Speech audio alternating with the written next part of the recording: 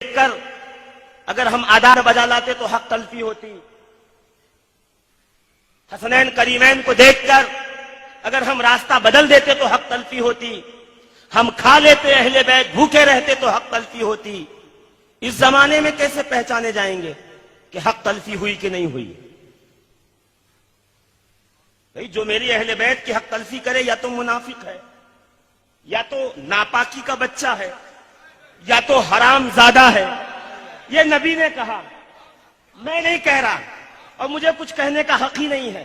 میں یہاں جن کا نمائندہ بن کے آیا ہوں ان کی کہی ہوئی باتیں کہہ رہا ہوں. میرا اس میں کچھ بھی نہیں ہے.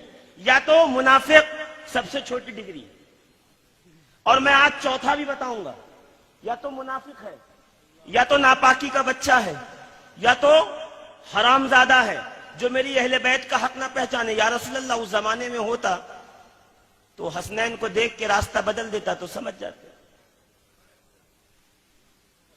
ہے کہ نہیں؟ حسنین کا حق مار کے جیب میں رکھ لیتا تو سمجھ جاتے. ہے کہ نہیں؟ علی کو برا بھلا کہتا، گالیاں دیتا تو سمجھ جاتے. آج کیسے سمجھ میں آئے کہ یہ حق کے اہل بیت نہیں ادا کر رہا ہے؟ کہ کوئی بات نہیں، 13 رجب کی محفلیں کرو، جو سوال کرے کیوں کر رہے ہو، سمجھ جاؤ حق کے اہل بیت طلب کر رہا ہے.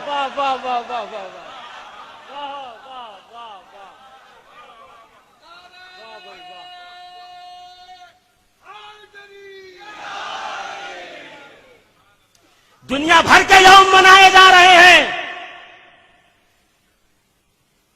آج یوم تاسیس ہے، آج یوم آزادی ہے، آج یوم جمہوریہ ہے، آج فلاں ہے، آج فلاں ہے. اعتراض نہیں ہوتا.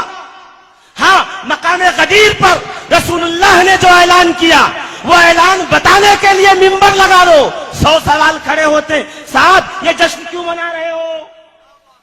اس کا مقصد کیا ہے؟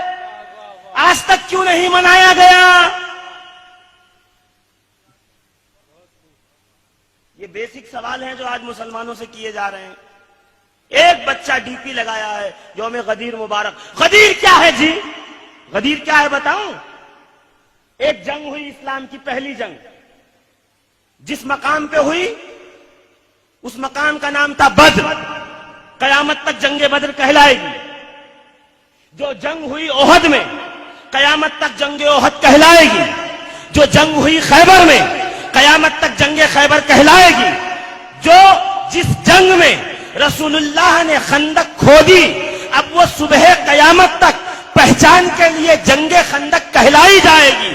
اسی طریقے سے رسول اللہ نے جب مخصوص انداز میں مقام غدیر خم پر علی ابن ابی طالب کا ہاتھ بلند کر کے کہا، یہ اولا ہے، تم سب کا مولا ہے، تو صبح قیامت تک جب جب اس جشن کا نام آئے گا غدیر کے نام سے یاد کیا جائے. نعرہ تکبیر، نعرہ رسالت، نعرہ حیدری.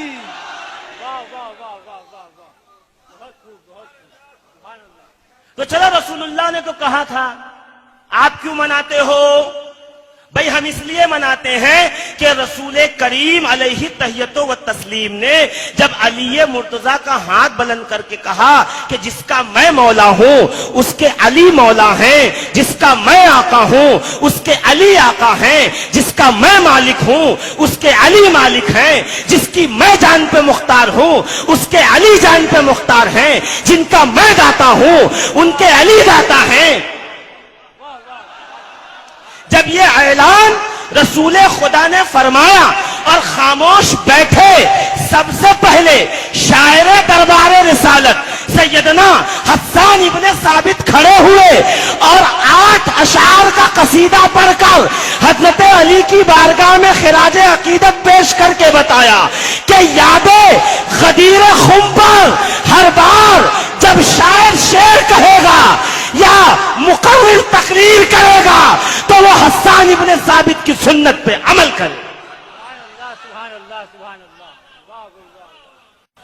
کسی نے منایا؟ حسان ابن ثابت نے منایا. حضرت ابو ایوب انصاری نے منایا، حضرت حذیفہ نے منایا. اور سیدنا حذیفہ تو وہ تھے کہ بعد اعلان ولایت جب مدینے میں آئے اور رسول خدا اس دار فانی سے دار بقا کی طرف تشریف لے گئے تو روزانہ مدینے کے چوراہے پر آ کر بیٹھ جاتے، ہر آنے جانے والے کو بس ایک ہی بات کہتے، سنو اپنے بچوں کی تربیت ولایت علی پر کرنا. تو حذیفہ روز کہیں کہ بچوں کی تربیت ولایت علی پہ کرو، اس لیے کہ غدیر میں ولایت علی کو دے دی گئی. اور حذیفہ صحابی کا چاہنے والا، اگر سال میں ایک بار منبر لگائے تو اس پہ فتوے کیوں دیتے ہو؟ ہم تو صحابہ کے سنت پہ عمل کر رہے ہیں.